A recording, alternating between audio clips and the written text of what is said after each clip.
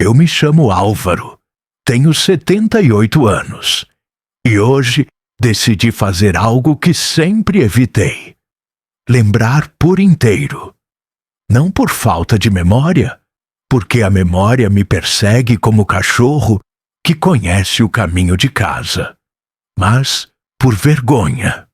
Vergonha do homem que fui, do corte que abri no coração de gente que confiava em mim. Vergonha do silêncio que deixei para trás, como se silêncio resolvesse culpa. Resolvi escrever, e escrever em primeira pessoa, sem floreio que alivie a minha responsabilidade, porque um velho que tenta se absolver com metáfora vira piada amarga. Eu não quero ser engraçado, quero ser preciso. Quero registrar que, quando jovem, ganhei na loteria e que, assim que as pedras do sorteio caíram no meu bolso, eu fugi. Fugi da casa, da roupa no varal, do choro e do riso dos meus filhos. Fugi da Ana, minha mulher, que me conhecia pelo jeito de respirar quando eu estava preocupado. Fui embora sem bilhete, sem beijos na testa, sem nada que pudesse ser lembrado com dignidade. Fiz isso com o peito estufado pela sensação de que a vida, enfim, me devia alguma coisa. Hoje sei, eu é que fiquei devendo. Sei que parece fácil julgar o velho que fala agora, porque a velhice dá ares de contrição sincera. Talvez você pense que minha vergonha chegou apenas porque a saúde ficou pouca e o dinheiro também. Não nego que a fraqueza me trouxe humildade.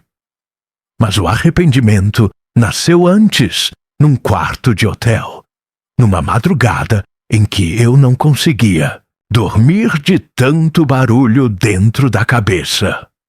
Eu tinha comprado um relógio caro naquele dia, e a pulseira brilhava na mesa de cabeceira como peixe fora d'água. Lembrei dos meus meninos e do cheiro da Ana mexendo o arroz. Lembrei do bilhete premiado e de como minhas pernas tremeram. Lembrei do portão que rangeu quando abri para nunca mais voltar.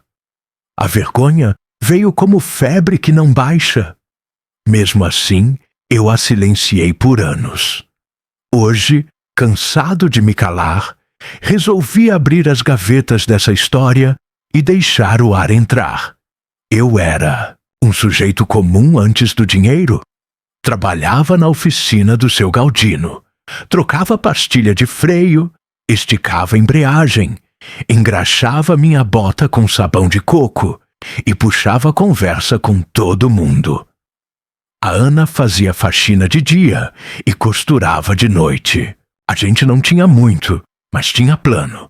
Juntar alguns trocados, consertar o telhado, comprar uma bicicleta para o mais velho e um vestido florido para o aniversário dela. O mundo cabia dentro de um caderno de fiado e de uma sacola de feira. Eu não era infeliz. Eu era apenas apertado. Quando a sorte veio, eu confundi sorte com licença. Licença para o ego. Licença para experimentar um personagem que não tinha filho, nem contas, nem promessas. Foi assim que virei as costas. Não, foi acidente. Foi escolha.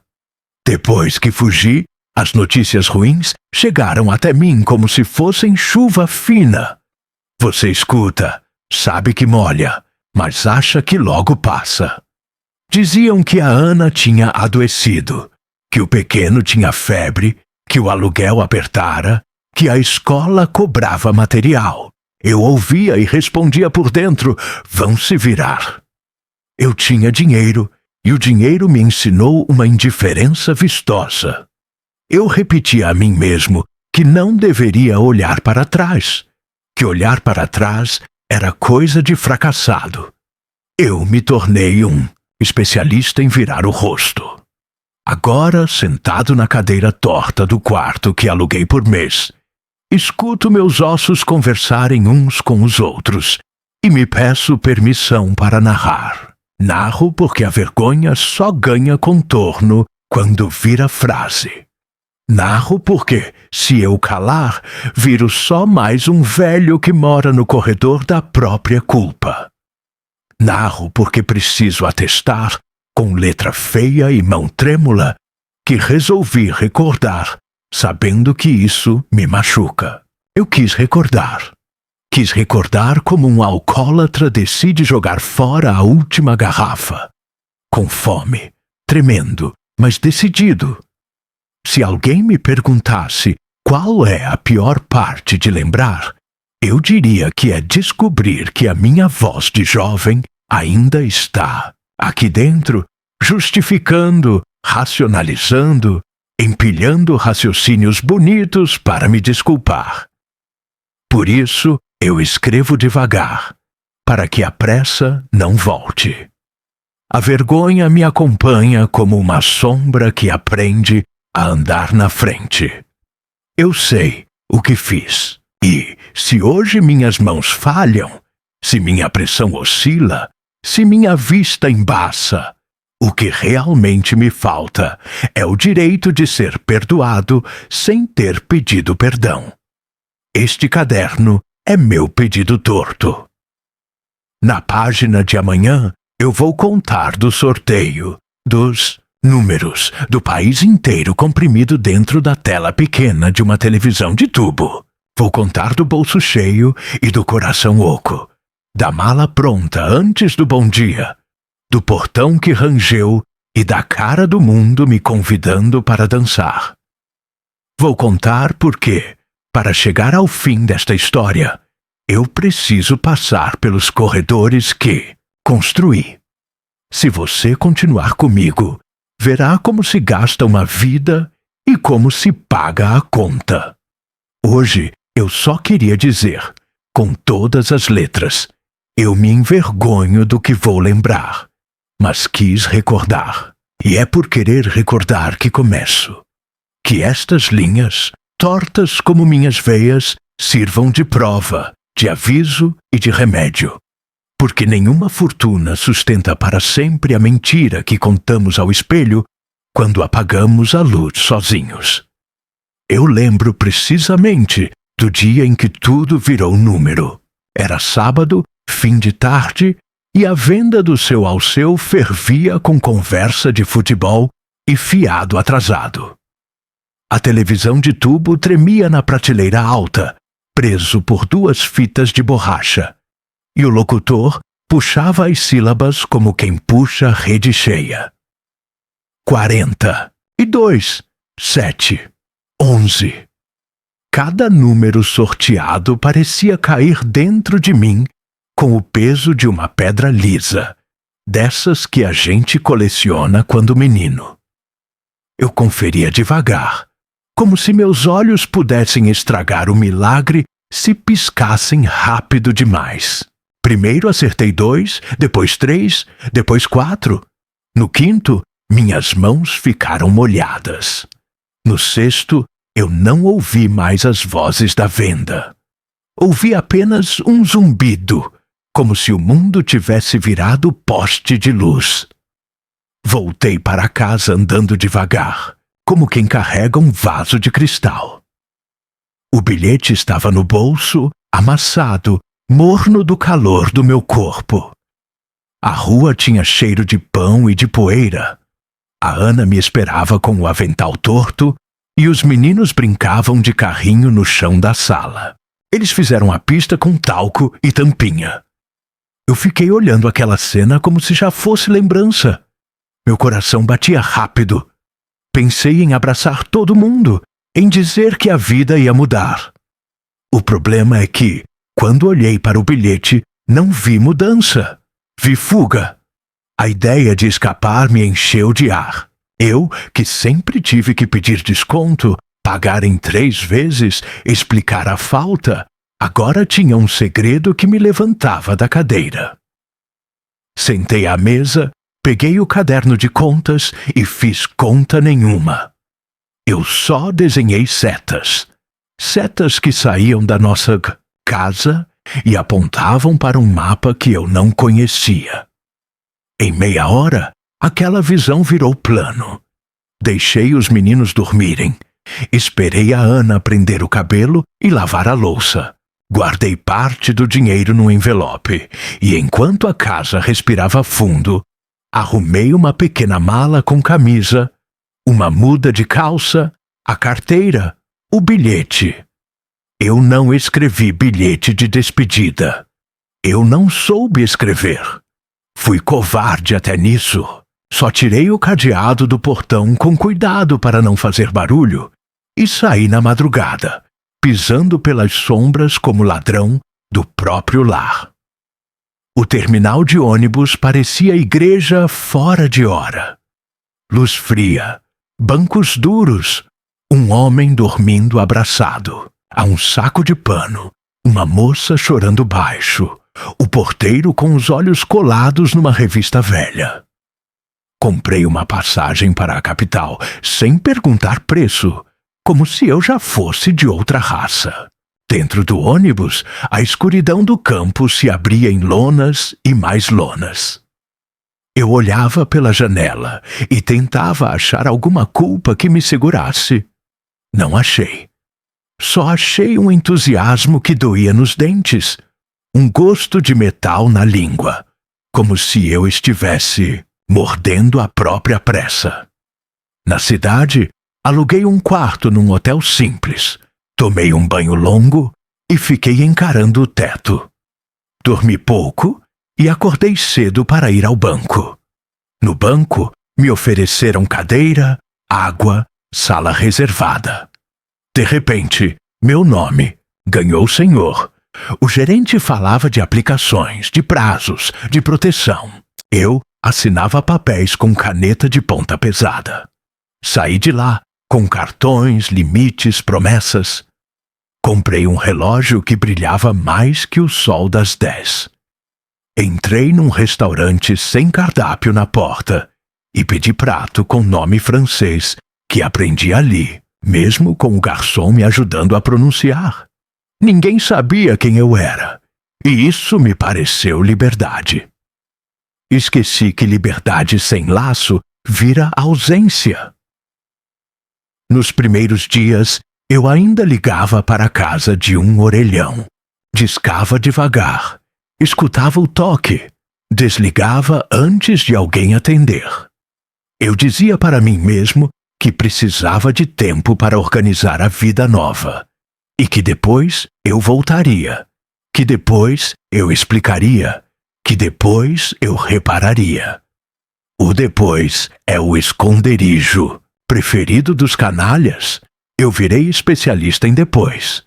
Comprei roupas, um rádio pequeno, um par de sapatos caro demais.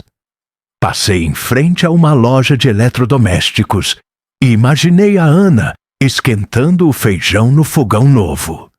Em vez de entrar e comprar, virei o rosto. A primeira notícia ruim chegou por um conhecido que veio para a capital vender peças. Ele me reconheceu num bar, bateu no meu ombro como quem quer acordar um sono. Álvaro, e a Ana? Dizem que ficou doente. Eu sorri torto, disse que estava tudo sob controle, que eu estava resolvendo. Não estava. Ele listou mais coisas. Aluguel, atrasado, menino com febre, escola reclamando caderno. Eu bebi um gole grande de cerveja e troquei de assunto. Depois daquela conversa, fui a um hotel melhor. Era assim que eu apagava os incêndios, jogando dinheiro em cima. Quando o prêmio caiu de verdade na conta, o número parecia telefone internacional. Fiquei tonto. Senti que podia redesenhar minha história com caneta dourada. Assinei um contrato para comprar um carro que sempre admirei pela janela. Aluguei um apartamento com vista para o rio e me apresentei a pessoas que não sabiam nada do meu passado. Eu me apresentei como autônomo, o que quer que isso quisesse dizer. À noite, a cidade piscava para mim e eu piscava de volta. Em poucas semanas, aprendi a caminhar rápido, a rir alto a deixar gorjetas compridas. Esquecia conscientemente da Ana e dos meninos. Quando alguma lembrança atravessava, eu atravessava a rua. Sei que quem lê espera que eu diga que hesitei, que vacilei na porta, que quase voltei. Não voltei. Eu era jovem, tinha dinheiro e confundi euforia com destino. A minha escolha teve o formato exato da minha vaidade. E foi por isso que naquela noite, quando finalmente fechei a cortina do apartamento novo e me olhei no espelho do banheiro, eu sorri para um estranho. Eu tinha virado outro homem, pior do que eu era, mas outro. Anos depois, esse espelho continuaria me encarando. Na época, ele me aplaudiu. Hoje, escrevendo, eu o encaro de volta e digo: aplaudir foi o primeiro erro depois de ganhar. O segundo foi não olhar para trás. O terceiro, que sustenta os dois, foi acreditar que dinheiro me dava razão. Pronto, eu aprendi depressa a gramática da abundância. No começo, a cidade grande era um idioma novo, e eu falava com sotaque de interior. Pedia licença demais, agradecia mais do que a etiqueta pedia, ficava sem graça quando alguém puxava a cadeira para mim. Em poucos meses, virei fluente.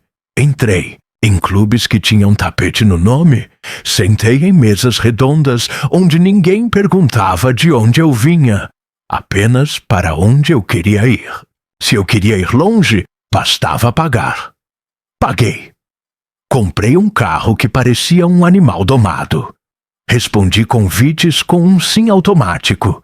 Enchi o guarda-roupa de camisas que eu nunca precisaria para apertar parafusos. Eu, que conhecia de ouvido o barulho de um rolamento ruim, passei a reconhecer o som de um piano no saguão de hotel. As pessoas me chamavam pelo prenome com uma intimidade rápida. E eu me acostumei a essa velocidade de afeto que não exige história. Eu era o sujeito que resolve a conta, que escolhe a garrafa, que aponta o próximo destino. E, quando a madrugada esfriava, eu ligava a televisão para não ouvir minha cabeça. As notícias da minha antiga vida chegavam por atalhos. Um primo distante mandou o recado. A Ana estava com crises de bronquite. Um vizinho me reconheceu na rua e disse que o mais velho tinha repetido de ano porque precisou trabalhar. Eu fingi preocupação com a habilidade de um ator mediano. Franzia a testa, apertava os lábios, prometia a mim mesmo que faria uma transferência amanhã.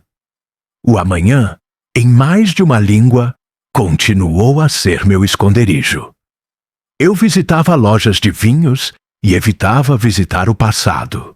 Quando a culpa latejava, eu a anestesiava com experiências. Um salto de paraquedas, um passeio de lancha, uma foto sorrindo com os braços abertos diante de algum monumento arrendado. Conheci gente que me vendia multiplicação. Um homem muito cheiroso, de punhos de camisa brancos, como se nunca tivessem conhecido suor. Me falou de um fundo de investimento que devolvia o dobro em pouco tempo. Eu assinei. Outro me mostrou um terreno perfeito, numa área que só valeria mais. E minha caneta, afoita, desenhou mais uma assinatura bonita. Um terceiro, amigo de um amigo, me levou a um cassino clandestino para aprender a ler probabilidades. Eu aprendi a ler ilusão e a escrever dívida. Houve também amores que nasceram do brilho. Uma moça me chamou de estrela. Outra disse que eu tinha cheiro de sucesso, como se sucesso tivesse cheiro de colônia importada. Eu gostava do cuidado que elas fingiam me dar, do elogio que vinha com a conta, do abraço que vinha com a chave de algum flat. Eu distribuía presentes com a generosidade de quem espalha migalhas numa praça cheia de pombos.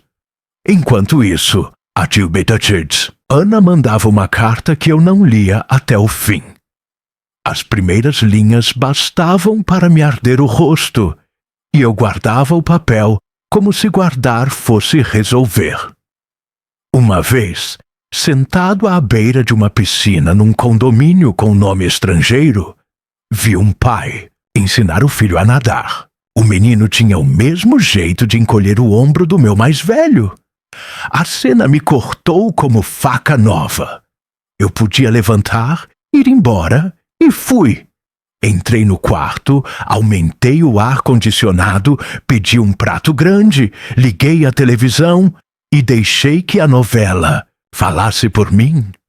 O dinheiro, quando quer poupar um homem da própria consciência, trabalha em turnos.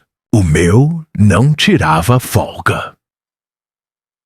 Os primeiros indícios de que a maré baixa existia apareceram numa conversa com o gerente novo do banco. Ele não me chamou pelo apelido, não me ofereceu café, não sorriu como se eu fosse anúncio. Mostrou números, falou de volatilidade, sugeriu prudência. Eu ouvi como quem escuta um médico dizer que precisa parar de comer sal. Saí contrariado e, para provar para mim mesmo que estava tudo bem, comprei uma viagem. As dívidas jogadas para frente começaram a pedir retorno. Eu respondia com outra aposta, como se a vida fosse jogo que permite dobrar a cada rodada. Quando um conhecido do bairro apareceu na portaria do meu prédio com um envelope de contas da Ana, eu reagi com uma raiva fria, daquela que a gente usa para esconder medo. Você não tinha o direito de vir aqui. Ele disse que tinha o dever. Eu disse que não. Ele foi embora e eu fiquei com o envelope. Abri. Li os números. Reconheci a letra dela pedindo ajuda que não humilha. Bastava um telefonema, uma ida, um gesto. Eu fechei o envelope e no dia seguinte comprei um relógio ainda mais caro. Às vezes eu me pergunto por que fiz assim. Hoje entendo. Eu precisava de objetos que me dissessem que eu era outro. Objetos não cobram explicação. Em noites ruins, eu sonhava que estava de volta à antiga casa e que batia na janela. A Ana abria, me olhava sem surpresa e apontava os meninos, já crescidos, lavando a louça. Eu tentava falar, e a voz saía fina, sem força. Acordava com a garganta seca, descia para o saguão e pedia um copo de água com gás, como se pudesse enxaguar o arrependimento. Eu voltava para o quarto e contava dinheiro. Contar dinheiro virou o meu rosário. Eu inventei versões de mim. Numa mesa de bar, eu dizia que tinha sido órfão de pai e mãe, para que ninguém perguntasse da minha família. Noutra, inventava um divórcio civilizado que me livrava de detalhes. Em festa, eu virava o homem que investiu numa ideia genial. No táxi, eu virava trabalhador autônomo que venceu pelo esforço. A verdade, escondida, encolheu, mas não sumiu. A verdade aguardava na sombra da minha língua e qualquer tropeço a deixava escapar. Eu bebia para mantê-la quieta. Se algum deus me olhava de cima, devia sacudir a cabeça. Eu caminhava rápido em direção a um buraco que eu próprio cavava com cartões pretos, assinaturas elegantes e gestos largos. A cidade, cúmplice por comodidade, me dava tapinhas nas costas. O mundo fora da minha bolha continuava. A Ana com seus dias iguais e dificuldades. Os meninos com as primeiras barbas e os primeiros empregos. Eu, inflado por um dinheiro que fingia abundante e por uma coragem comprada, me afastava a cada semana um pouco mais do que algum dia ousei chamar de lar.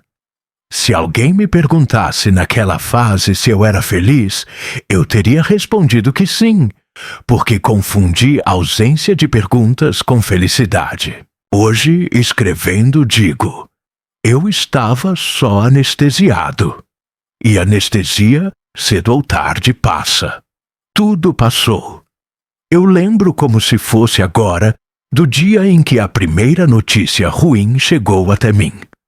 Estava num bar da capital, desses cheios de espelhos, garçons, de colete e mesas iluminadas por velas mesmo em plena tarde. Eu bebia devagar, girando o copo para ver as bolhas subirem, quando uma voz conhecida atravessou o burburinho. "Álvaro, é você?" Era um sujeito do bairro antigo, o Arlindo, que vendia verduras na feira e sempre me cumprimentava com respeito. Ele me olhou como quem vê assombração, e antes que eu pudesse inventar uma desculpa, já puxava a conversa. "E a Ana? O pessoal comentou que ela andou doente. Você voltou para ver." Meu estômago gelou.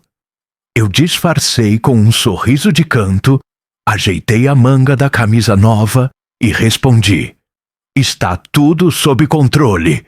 Eu estou resolvendo." Mentira. Não estava resolvendo nada. Estava apenas comprando mais uma rodada, mais um terno, mais uma mentira para mim mesmo. Arlindo continuou, talvez sem perceber que cada frase dele era uma navalha. "O mais velho anda trabalhando de ajudante, faltando aula direto. O pequeno vive com febre, coitado. A Ana se esforça, mas a tosse não larga dela." Eu quis tapar os ouvidos, mas em vez disso, chamei o garçom e pedi champanhe, como se as bolhas fossem capazes de cobrir a voz dele. Ele se despediu com um olhar estranho, entre pena e reprovação.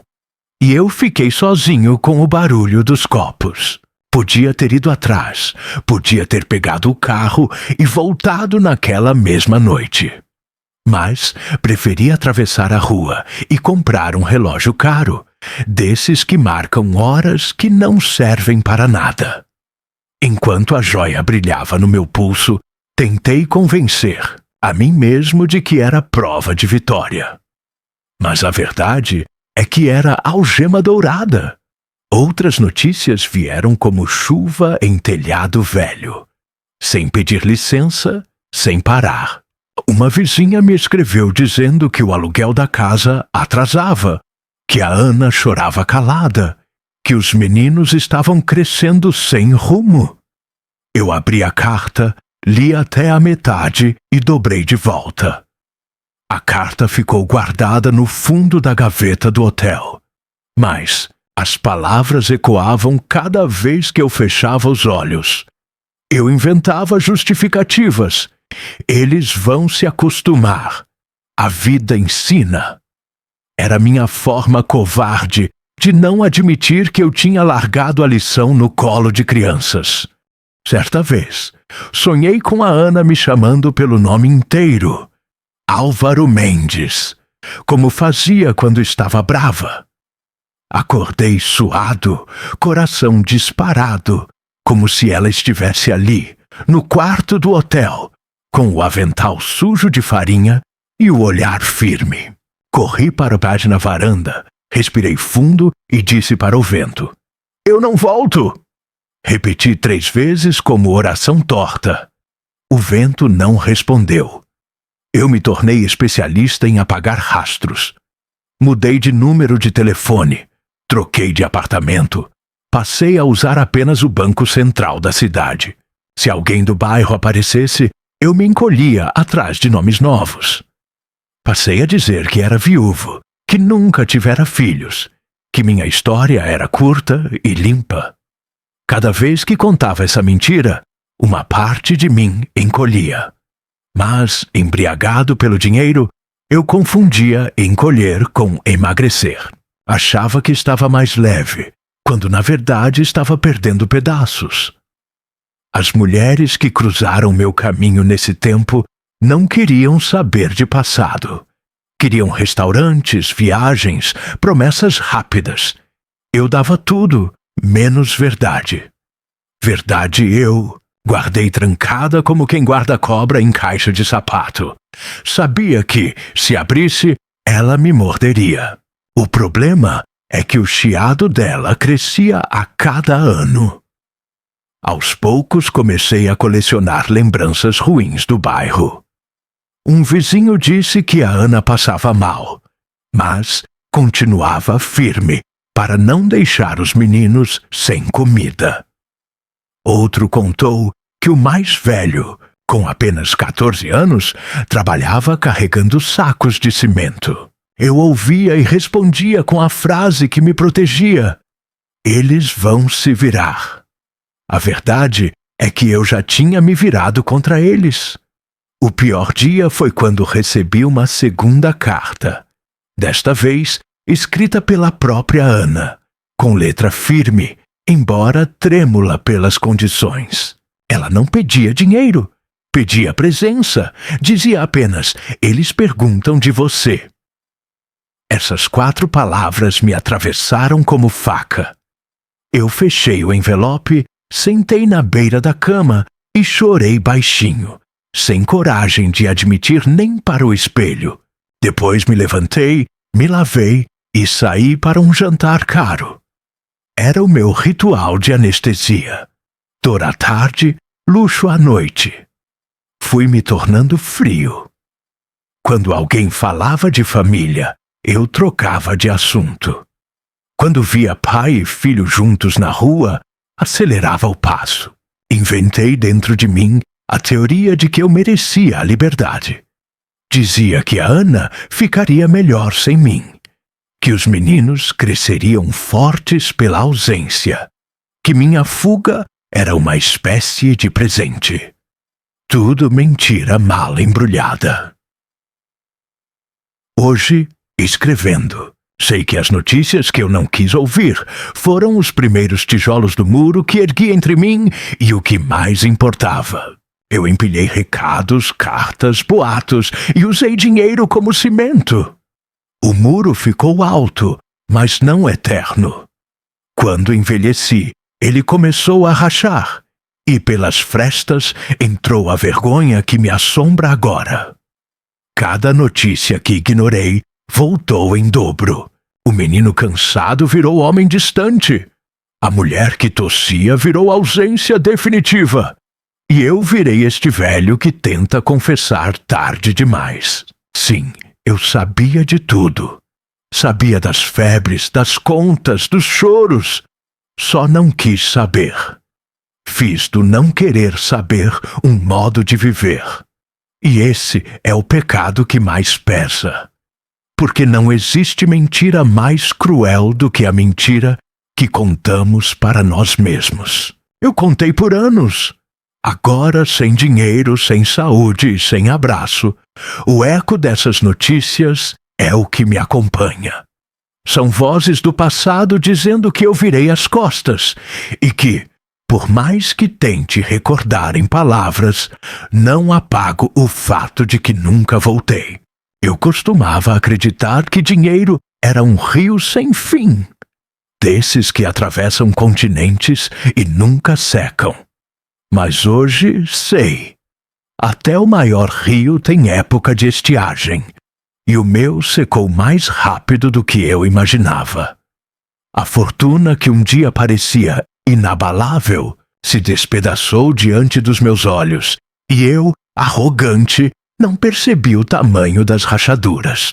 Preferi continuar dançando em cima do gelo, mesmo quando já escutava os estalos. No começo, foram sinais pequenos, quase imperceptíveis.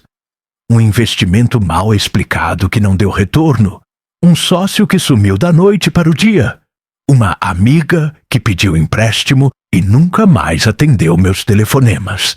Eu dizia para mim mesmo que era passageiro, que o dinheiro ainda se multiplicaria, que era só uma fase ruim. Eu tinha aprendido a repetir frases bonitas para enganar os outros, mas, principalmente, para enganar a mim mesmo. O amanhã resolve, eu dizia. O amanhã nunca resolveu. Ele apenas trouxe mais contas, mais dívidas, mais vazios. Comprei imóveis que nunca aluguei, carros que mal dirigi, roupas que ficaram penduradas com etiqueta no armário. Eu era um colecionador de excessos. E, quando percebi que já não tinha como manter aquele padrão, comecei a vender as mesmas coisas que antes ostentava. Vendi o carro de luxo primeiro. Depois, o apartamento com vista para o rio. A cada venda, eu sentia como se estivesse arrancando uma parte de mim, mas fingia naturalidade. Dizia aos conhecidos: estou me desfazendo para investir melhor. Mentira! Estava apenas tapando buracos. O cassino, que um dia me recebeu como convidado de honra, passou a me olhar como devedor. As luzes que me fascinavam começaram a me queimar os olhos.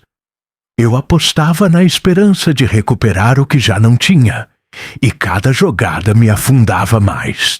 É cruel perceber que quando mais precisamos de lucidez, é quando a ilusão fala mais alto.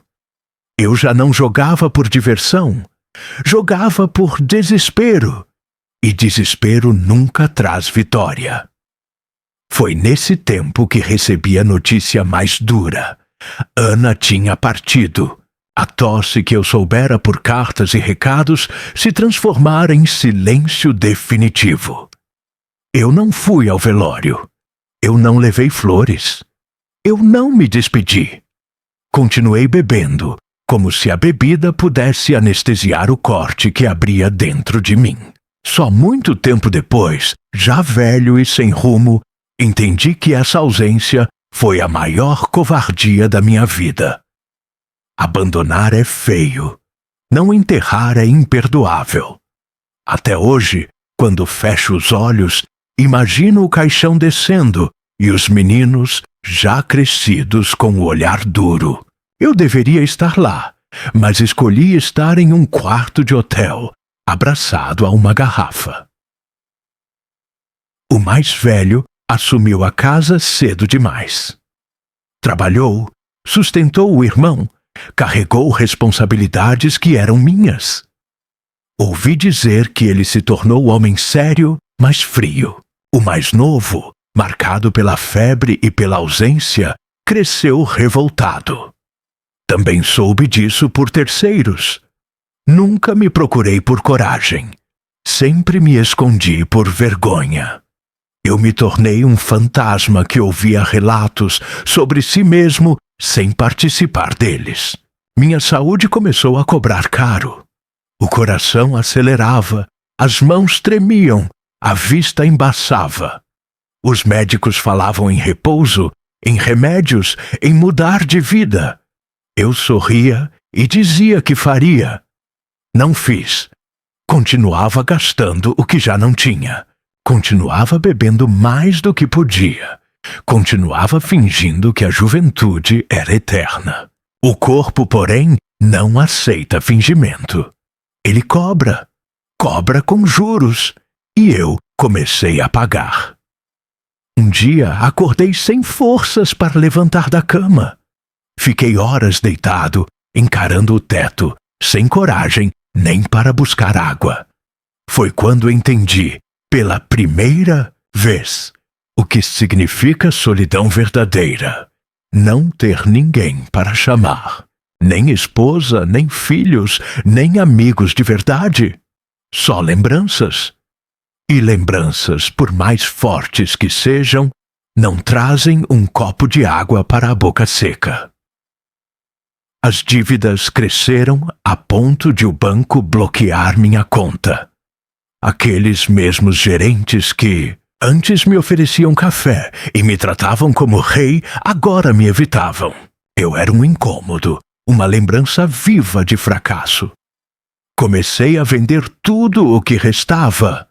Móveis, relógios, até os quadros que eu havia comprado para decorar paredes que já não eram minhas. No fim, fiquei apenas com uma mala de roupas gastas e uma caixa de papéis velhos. Dentro da caixa, cartas nunca respondidas, fotos de família e bilhetes de apostas perdidas. Essa foi a herança que construí para mim mesmo. Hoje, quando lembro dessa fase, sinto um nó no peito, porque não foi apenas a perda do dinheiro que me destruiu. Foi perceber que, em cada passo, eu escolhi o ego em vez do afeto, a vaidade em vez da presença, o luxo em vez da família. O dinheiro não apenas se despedaçou, ele me despedaçou junto. E agora, sentado neste quarto pobre, escrevendo com letra trêmula, eu reconheço. O prêmio da loteria não foi bênção, foi maldição. Não porque o dinheiro seja mal por si, mas porque eu fui incapaz de usá-lo com dignidade. Se algum jovem me perguntasse hoje o que fazer se a sorte um dia sorrir, eu responderia: segura firme quem está ao seu lado, porque é isso que realmente vale. O resto evapora. Eu não segurei ninguém, e por isso fiquei sem ninguém para me segurar quando caí. O dinheiro me comprou festas, viagens, mulheres, carros, mas me roubou a alma porque eu permiti. No fim, ele se despedaçou como vidro fino, e eu fiquei de mãos vazias. Pior, fiquei com o coração pesado. Porque a maior dívida que carrego não é com o banco, nem com os cassinos, nem com os amigos falsos. A maior dívida é com aqueles que deixei sem pai e sem marido. Essa dívida, eu sei, jamais será paga. Voltar ao bairro depois de tantos anos foi como entrar numa fotografia amarelada. As ruas eram as mesmas, mas menores. As casas ainda guardavam suas fachadas simples, mas com novas pinturas, novos portões, novas famílias. Eu, carregando uma mala gasta e um corpo cansado, parecia mais estrangeiro do que qualquer turista. Não sabia se as pessoas me reconheceriam ou se apenas veriam um velho curvado que caminhava devagar. Meu coração batia como tambor, não pela emoção do reencontro, mas pelo medo do julgamento. Eu sabia que não tinha direito de esperar braços abertos. O máximo que poderia receber era um olhar de desconfiança. E talvez isso fosse até generosidade demais. A primeira parada foi em frente à antiga casa, aquela que um dia eu deixei no silêncio da madrugada. O portão tinha mudado, estava pintado de azul. No quintal, ouvi barulho de crianças correndo. Meu peito apertou. Não eram meus netos. Eram outros, filhos de quem agora morava ali. A mulher que abriu a janela não me conhecia. Me olhou como quem observa um vendedor de bugigangas. Eu perguntei com voz fraca, da Ana. Ela estranhou a pergunta, sumiu por um instante e voltou com a resposta curta, seca como pedra. A senhora Ana faleceu faz alguns anos. A palavra senhora me soou como martelo. Eu sabia que ela tinha partido, mas ouvir da boca de alguém do bairro me trouxe um peso diferente. A vizinha não perguntou quem eu era, apenas fechou a janela. Fiquei parado na calçada, sentindo o portão azul me rejeitar. Segui andando, tropeçando em lembranças que brotavam a cada esquina. A padaria onde eu comprava pão de madrugada já não existia. No lugar, uma farmácia. O campinho onde os meninos jogavam bola agora era estacionamento de caminhões. Tudo havia seguido seu curso, menos eu. Eu era o único congelado no tempo, carregando pecados velhos em ruas novas. Sentei no banco da praça para respirar. Foi então que vi um rosto conhecido. Um homem de ombros largos, uniforme de mercado, carregando caixas. Demorei um tempo para reconhecer que era meu filho mais velho. O mesmo olhar firme que a Ana tinha, agora endurecido. Senti um nó na garganta. Me levantei e chamei. Filho! Ele virou o rosto devagar. Me olhou de cima a baixo, demoradamente, como se estivesse tentando encaixar aquela figura curvada com a lembrança que talvez tivesse de mim. Finalmente respondeu, frio. Senhor! A palavra me cortou. Era como se tivesse erguido um muro entre nós com uma única sílaba. Eu tentei sorrir, mas os lábios não obedeceram. Sou eu, Álvaro, seu pai. Ele assentiu, mas não mostrou surpresa. Eu sei. O bairro inteiro sabia que um dia você apareceria, nem que fosse só para morrer por aqui. A frase foi faca. Quis explicar, quis justificar, mas a voz não saía. Apenas consegui murmurar. Eu não vim pedir dinheiro, nem nada. Só queria te ver.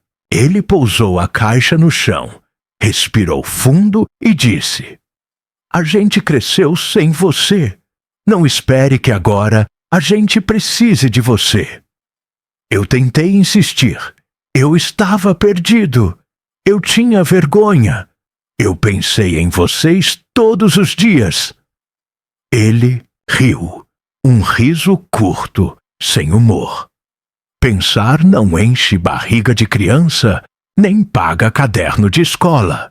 Pensar não consola a mãe, que chora à noite. Depois, pegou a caixa de volta e se afastou, deixando-me parado no meio da praça, com a mala na mão e a alma esmagada. Caminhei até a esquina, onde ficava a oficina do seu Galdino.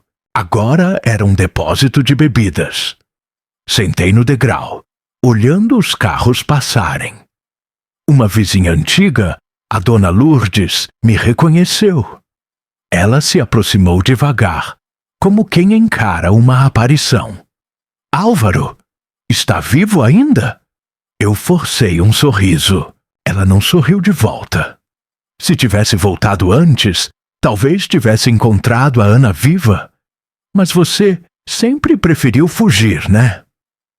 Não tive resposta. Apenas baixei os olhos. Ela suspirou, balançou a cabeça e foi embora. Cada reencontro era um julgamento, e todos tinham razão. O mais novo, soube por acaso, trabalhava como motorista de aplicativo. Fiquei sabendo porque vi seu carro estacionado em frente à praça, com ele ao volante, esperando corrida.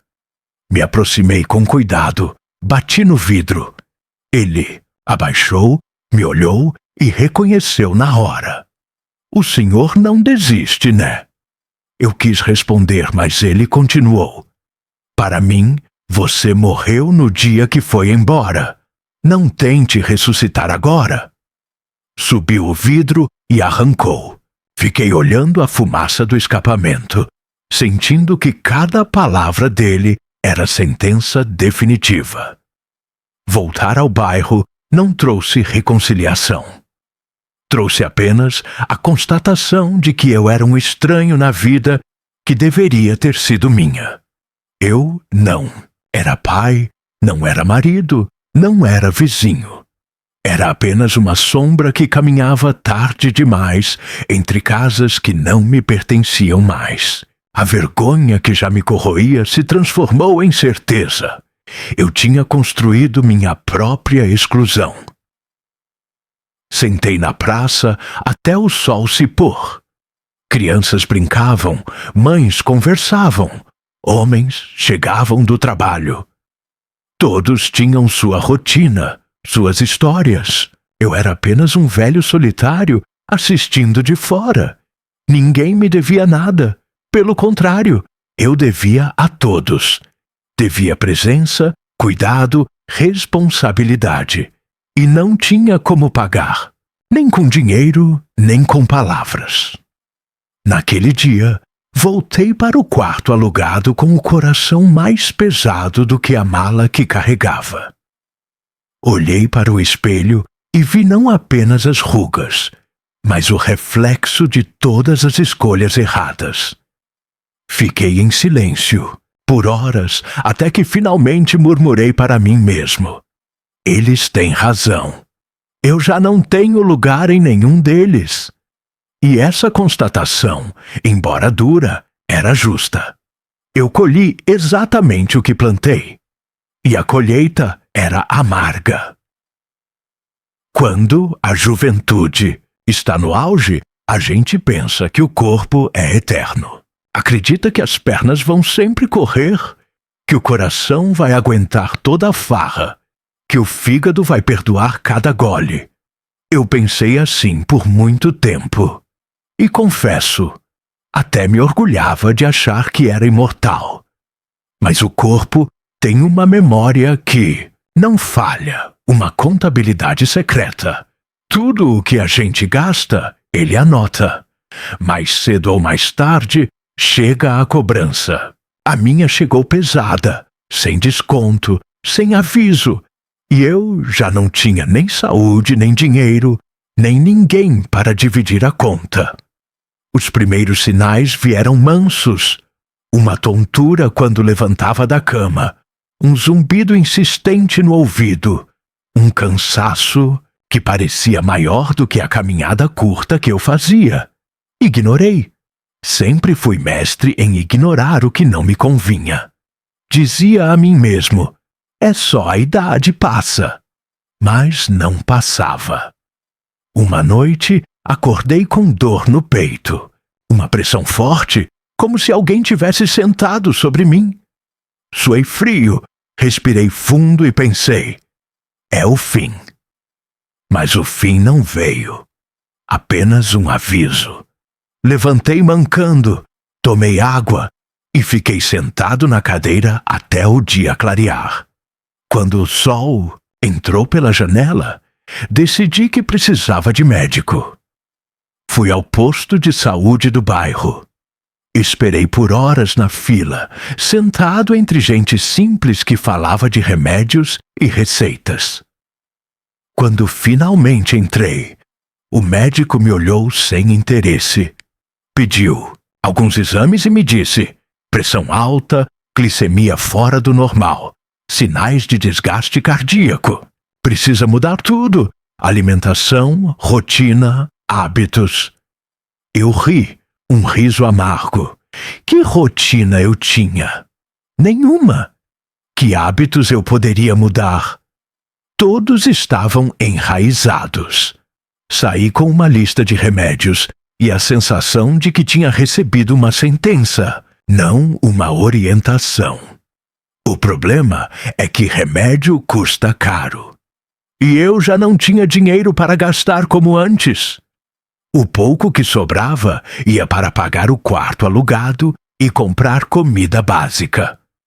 Comecei a cortar comprimidos ao meio, tomando metade da dose para fazer durar mais. O corpo percebeu. As tonturas aumentaram, o cansaço virou regra e as dores nas articulações me lembravam que cada passo era dívida acumulada. Dormir virou luxo. Acordava no meio da noite com falta de ar, olhando para o teto descascado e perguntando: é hoje? Não era. Era só mais um aviso. A solidão nessa fase foi companheira cruel, porque não havia quem me perguntasse se eu tinha tomado o remédio, se precisava de ajuda para levantar, se queria companhia para ir até a esquina. A vizinha do corredor, Dona Norma, às vezes batia na porta com um prato de sopa. Eu sorria, agradecia, fingia estar melhor do que realmente estava. Nunca quis demonstrar fraqueza, mas a verdade é que eu vivia esperando o barulho dos passos dela no corredor. era o único sinal de que alguém ainda lembrava da minha existência. Os filhos?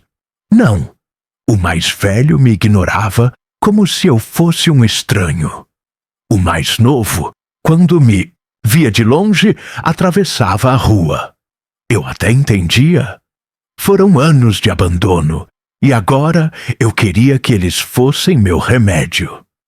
Não era justo. Eles já tinham pago caro demais pela minha ausência. Eu não tinha o direito de cobrar presença. Mesmo assim, o coração esperava. Cada vez que o telefone tocava, eu imaginava que fosse um deles, mas nunca era. Geralmente, eram cobranças ou números errados, e a cada engano, eu desmoronava um pouco mais. Passei a falar sozinho. Conversava com a Ana como se ela estivesse sentada na cadeira à minha frente. Dizia: olha o que eu me tornei, mulher. Sem saúde, sem dinheiro, sem carinho. Tudo porque fugi. Às vezes fechava os olhos e quase sentia o cheiro dela cozinhando. Quase ouvia o barulho da panela de pressão. Nessas horas, a saudade doía mais que as dores físicas, porque não havia farmácia no mundo capaz de vender a presença de quem já partiu. Com o tempo, até tarefas simples viraram tormento. Subir escadas era batalha. Carregar sacolas de mercado parecia maratona. O banho, antes refresco, virou esforço. Eu sentia o corpo desistindo, pouco a pouco. Era como se cada parte minha resolvesse abandonar o barco, assim como eu abandonei os meus. O castigo era justo. Eu tinha largado esposa e filhos. Agora meu corpo me largava. Essa era a matemática da vida, e não havia prêmio de loteria que pagasse a fatura. Certo dia, caí no meio da rua. As pernas simplesmente não aguentaram. Fiquei estendido na calçada, ouvindo buzinas e vozes. 2 rapazes me levantaram e me levaram até o posto. Recebi soro, remédios, conselhos. Voltei para o quarto mais fraco do que antes, mas com a cabeça fervendo. Porque ali, deitado na maca, percebi algo claro. Eu estava caminhando para o fim, e caminhando sozinho. Não haveria mãos para segurar. Não haveria vozes conhecidas ao redor da cama. Eu sairia deste mundo como entrei naquela madrugada, quando fugi de casa, em silêncio e no escuro. Agora, escrevendo, sinto o coração bater descompassado. Cada batida é lembrança. Cada dor é sentença. E ainda assim continuo narrando, porque talvez seja a única herança que me resta. Deixar registrado que não se abandona a família por dinheiro. O corpo não esquece, a consciência não perdoa, e a vida cobra com juros. Se alguém me ouvir, que escute bem. A fortuna mais verdadeira é a presença de quem nos ama. O resto, cedo ou tarde, vira pó. Eu aprendi tarde demais. E este corpo cansado é prova disso. A vergonha é um peso maior que a mala que carrego. Já andei por estradas, já me escondi em hotéis de luxo, já desperdicei noites em festas barulhentas. Mas nada nunca pesou tanto quanto a necessidade de pedir ajuda. O dinheiro, quando estava comigo, me dava a ilusão de que eu não precisava de ninguém. Bastava sacar, assinar, comprar. Mas quando o dinheiro se foi e a saúde começou a falhar, descobri que pedir ajuda é como se despir diante de desconhecidos. A gente sente frio, sente medo e, principalmente, sente vergonha. Minha primeira tentativa foi no CRAS, o Centro de Assistência da cidade. Entrei na sala de espera com o chapéu na mão, como se fosse mendigo.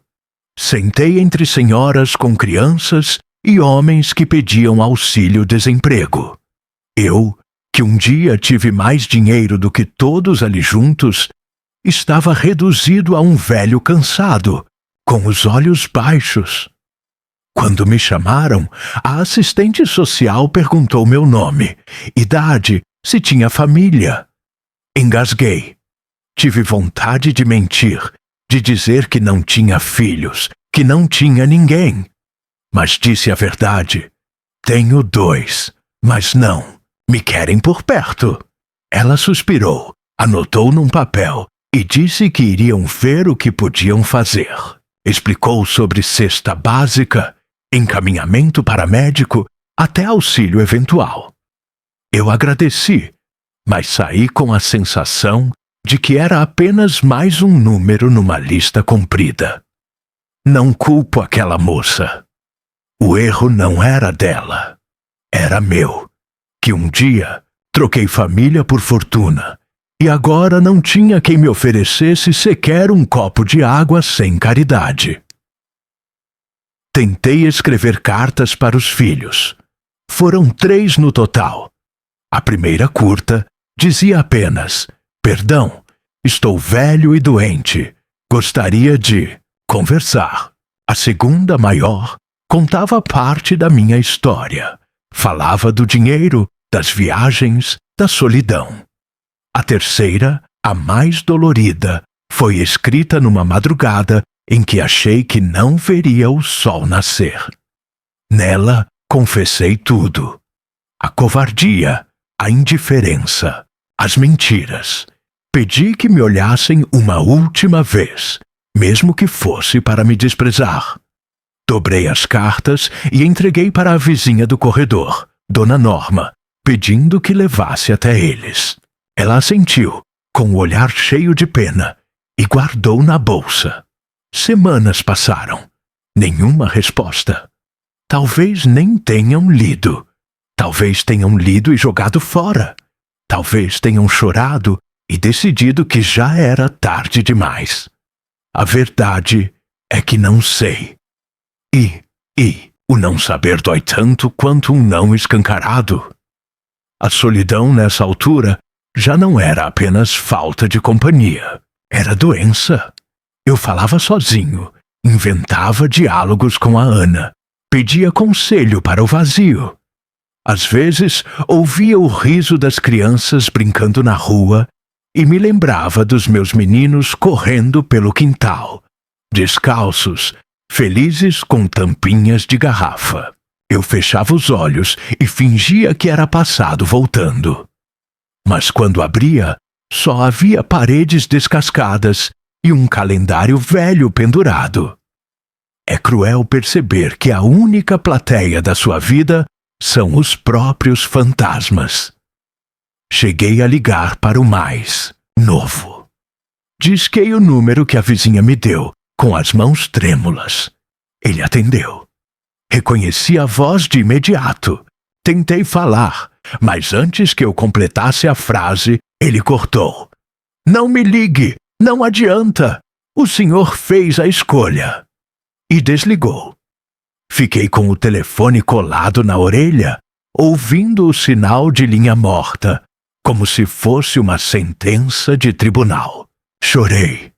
Não um choro bonito, de lágrima que cai devagar. Chorei convulsivo, envergonhado, com soluços. Depois me encolhi na cama e dormi como criança castigada. No posto de saúde, a enfermeira perguntou se eu tinha contato de emergência. Hesitei. Disse o nome do filho mais velho. Ela anotou e olhou para mim com aquele olhar que mistura compaixão e julgamento. Mais tarde, me chamou de lado. Ele não atendeu. O número nem existe mais. Foi como se confirmassem oficialmente que eu estava sozinho. Eu agradeci, tentando manter a dignidade, mas por dentro me senti menor do que nunca. As contas apertavam. Comecei a atrasar o aluguel do quarto. O dono bateu na porta 2 vezes. Na primeira, falou educado, lembrando do vencimento. Na segunda, foi mais duro. Se atrasar de novo, não posso segurar. Não tinha raiva nos olhos dele, só frieza. Ele tinha razão. Eu era apenas mais um inquilino. E inquilinos não podem pagar com histórias ou arrependimentos. No fim, vendi meu relógio velho, o último objeto de valor, para manter o teto sobre minha cabeça por mais um mês. Quando entreguei o relógio ao comprador, senti que estava vendendo também meu último pedaço de vaidade. Houve noites em que pensei em desistir de vez, fechar os olhos e deixar o corpo cansado fazer o resto. Mas sempre havia uma fagulha que me mantinha acordado. Talvez fosse covardia de não enfrentar a morte. Talvez fosse esperança de que, quem sabe, um dos meninos batesse na minha porta. Nunca aconteceu. Mas a esperança, mesmo pequena, insistia em sobreviver. E era ela que me fazia levantar da cama, mesmo quando os ossos gritavam. Hoje, escrevendo, percebo que meus pedidos não encontraram mãos. As cartas não tiveram resposta. As ligações viraram silêncio. Os olhares no bairro foram de reprovação, não de acolhimento. O único gesto de cuidado vinha de uma vizinha idosa, que me oferecia sopa de vez em quando. Era pouco, mas era o suficiente para eu não me sentir totalmente apagado. Mesmo assim, a solidão continuava a gritar. Era como morar numa casa cheia de ecos. A gente fala, e a resposta é sempre a própria voz voltando. Eu sei que não posso culpar meus filhos. Eles têm razão. Não devem nada a mim. Eu é que devia tudo a eles. Se me negam cuidado, é apenas a justiça da vida cobrando. Mas dói. Dói porque, mesmo sabendo que mereço, continuo desejando o contrário. Desejo ouvir um pai, mesmo que duro. Desejo um abraço, mesmo que frio. Desejo qualquer coisa que me diga que ainda faço parte do mundo deles, mas não faço, e talvez nunca mais faça. Agora me resta aceitar que meus pedidos não encontraram mãos. Que meus gritos foram abafados pela parede do passado que eu mesmo construí. E que, se alguém ler estas palavras um dia, que sirva de alerta. Não há riqueza no mundo que compense o vazio de um filho que não te chama mais de pai. Eu achava que a vida me devia explicações, que de algum jeito o mundo ia me dar um acerto de contas a meu favor. A reviravolta não veio com música, veio num fim de tarde cinzento, quando saí para comprar pão e as pernas falharam no segundo quarteirão.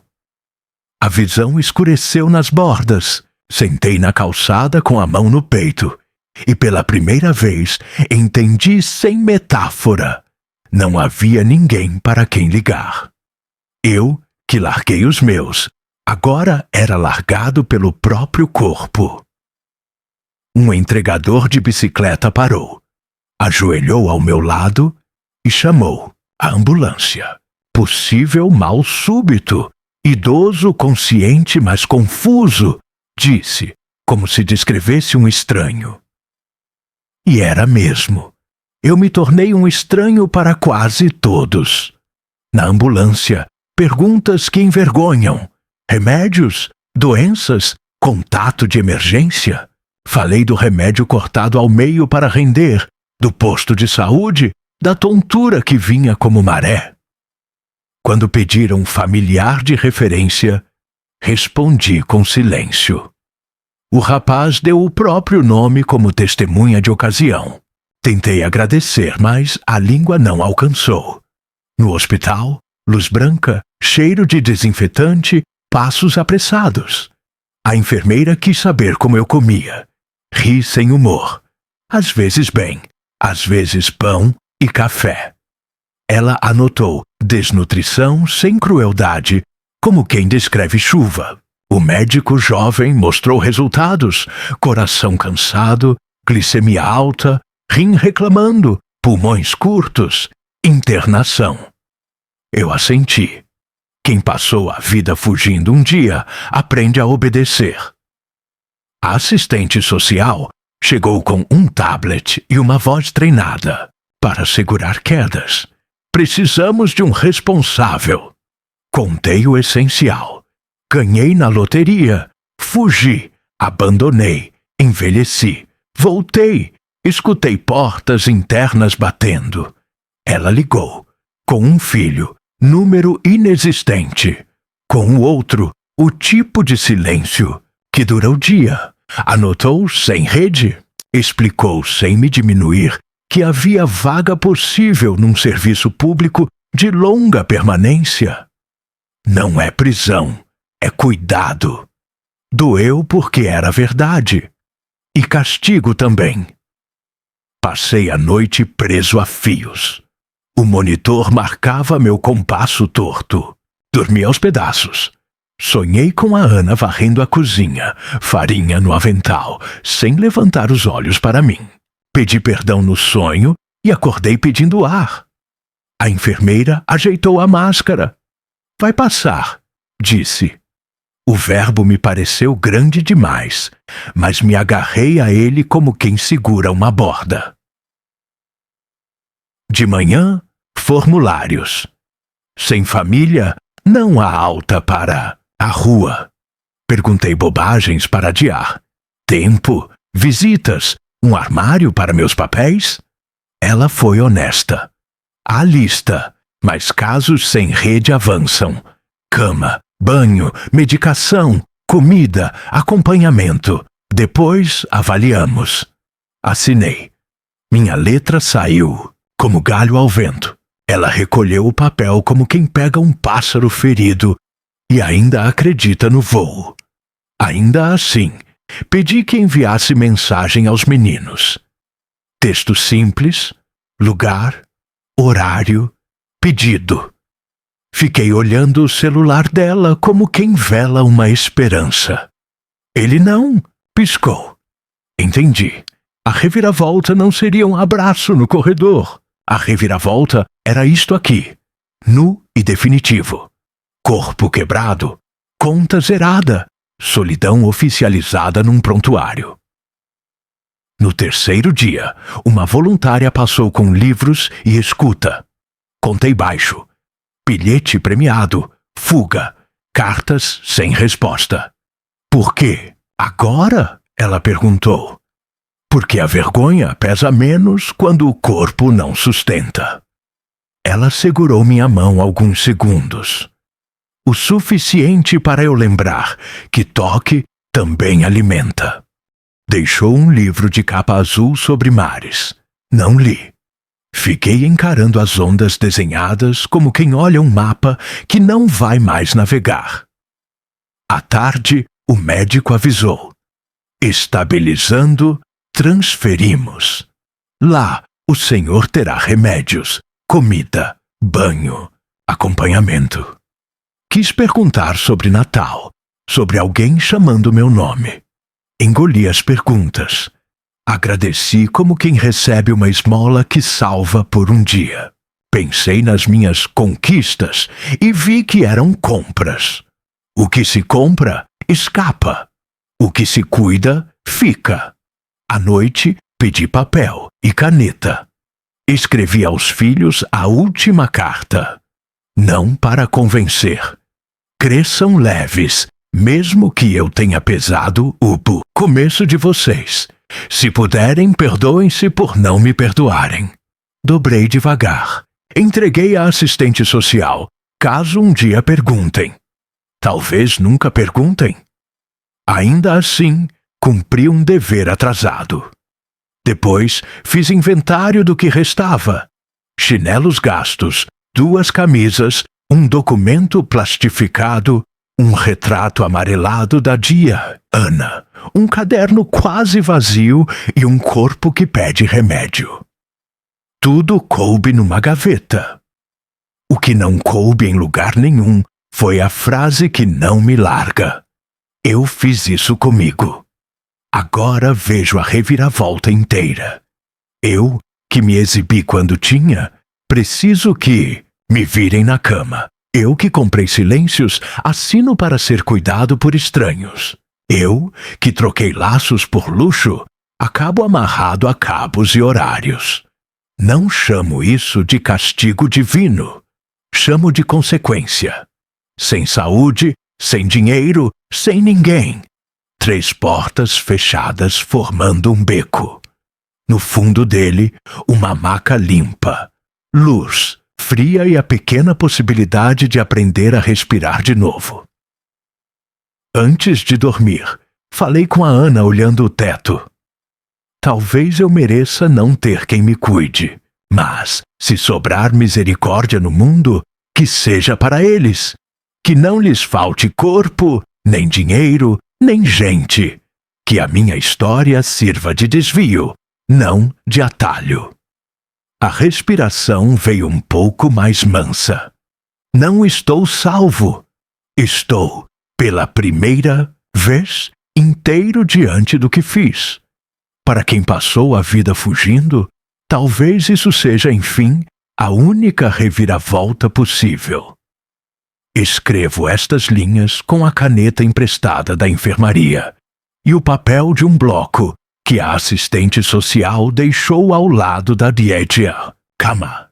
Meu corpo já não responde como antes. Os dedos tremem, a vista embaça, a respiração é curta. Mas ainda consigo juntar frases, e isso é tudo o que me resta. Não tenho casa, não tenho dinheiro, não tenho família perto. Tenho apenas a memória. E é dela que extraio as últimas moedas para pagar esta confissão. Às vezes me pego pensando, será que valeu a pena? O bilhete premiado, as viagens, os relógios, os apartamentos, as festas. Tudo isso parece agora um sonho sem cor, como filme velho passando em televisão chiada. Eu me vejo rindo, brindando, gastando sem medida, cercado de gente que só queria estar perto do meu bolso. E depois me vejo sozinho, no quarto vazio, vendendo as mesmas coisas que antes me faziam sentir importante. A resposta é óbvia. Não valeu. Mas a mente é traiçoeira. Ela insiste em mostrar as imagens douradas, como se quisesse me provocar. Como se dissesse, você teve o que quis. Sim, eu tive. Mas perdi o que nunca mais poderei recuperar. Hoje, aqui no leito de hospital, cercado por ruídos de aparelhos e passos apressados de enfermeiras, percebo que a verdadeira fortuna que eu poderia ter acumulado era outra. O abraço dos meus filhos, a companhia da Ana envelhecendo ao meu lado, o respeito dos vizinhos. Em vez disso, o que acumulei foram dívidas emocionais, mágoas, lembranças amargas. E estas, ao contrário do dinheiro, ninguém me rouba. Elas me acompanham até o fim. Tenho vergonha de admitir, mas a solidão dói mais do que as dores do corpo. Quando o coração dispara, os remédios aliviam. Quando a pressão sobe, a injeção controla. Mas não há medicação para o vazio de não ouvir ninguém chamar pai ao meu lado. Não há cura para a ausência de uma mão conhecida segurando a minha. O silêncio da família é mais alto do que qualquer monitor cardíaco que apita aqui dentro. E eu sei que causei cada segundo desse silêncio. Outro dia, um voluntário passou lendo trechos da Bíblia para os doentes. Sentou-se ao meu lado e leu a parábola do filho pródigo. Eu quase ri, quase gritei. Essa história não serve para mim. O filho pródigo voltou e foi recebido de braços abertos. Eu voltei e encontrei portas fechadas. E sei que está certo assim. Não mereço a festa, nem o bezerro cevado, nem o anel no dedo. Mereço exatamente o que tenho. O eco das minhas escolhas. Sou o pródigo que voltou tarde demais. À noite, sonho com a Ana. Ela aparece sempre no quintal, varrendo folhas secas. Eu tento me aproximar, mas os meninos, já homens, estão ao lado dela, de braços cruzados, impedindo minha entrada. Acordo, suando, pedindo ar. Nessas horas, converso com Deus, mesmo sem saber se Ele me ouve. Digo, não peço para voltar no tempo, não peço para ser rico de novo. Só peço que os meus filhos sejam felizes sem carregar o peso da minha sombra. Talvez essa seja minha última oração sincera. Os dias aqui são iguais. Café ralo de manhã, almoço simples, remédios em horários marcados, visitas rápidas da equipe de saúde. Ninguém pergunta da minha história, e eu também não conto. Já cansei de repetir o enredo de vergonha. Prefiro guardar minhas últimas palavras para este papel. Talvez um dia alguém leia. Talvez fique esquecido numa gaveta. Tanto faz. Escrever é meu jeito de não desaparecer em silêncio absoluto. Penso muito em herança, não a herança de bens. Não tenho nada para deixar além de roupas gastas e um retrato da Ana que guardo debaixo do travesseiro. Mas a herança de memória. Sei que para os meus filhos minha lembrança é uma ferida. Talvez contem de mim como exemplo do que não se deve fazer. Talvez usem minha história para ensinar aos netos que dinheiro não compra caráter, que sorte não substitui responsabilidade. Se for assim, já será alguma coisa. Pelo menos meu erro servirá de aviso. Hoje, de manhã, pedi a um enfermeiro que me trouxesse um espelho pequeno. Queria ver como estou. Quase não reconheci o rosto. Pele fina, manchas, barba branca rala, olhos cansados. Fiquei olhando longamente, tentando achar no reflexo algum traço daquele jovem que um dia comemorou os números da loteria. Não achei. O que vi foi um velho que carrega nos ombros a soma de todas as decisões erradas. Fechei os olhos e devolvi o espelho. Não preciso me ver mais. Já me vi demais por dentro. Se eu pudesse voltar no tempo, naquela madrugada em que saí pelo portão, teria escolhido diferente. Teria ficado. Teria contado a Ana sobre o prêmio. Teria abraçado os meninos. Teria usado o dinheiro para consertar o telhado, comprar caderno, encher a despensa. Teria construído uma vida simples, mas digna. Mas não voltei. E o tempo não aceita devolução. A vida não tem segunda chamada. Agora, o que me resta é aceitar. Aceitar que meu fim será entre estranhos. Que meu nome não ecoará em reuniões de família, que minha cadeira ficará vazia nos natais. Aceitar que minha história não é de glória, mas de alerta. Aceitar que a loteria que eu achava ser bênção foi, na verdade, a porta de entrada para a ruína. Escrevo estas últimas linhas com lágrimas que nem consigo enxugar direito.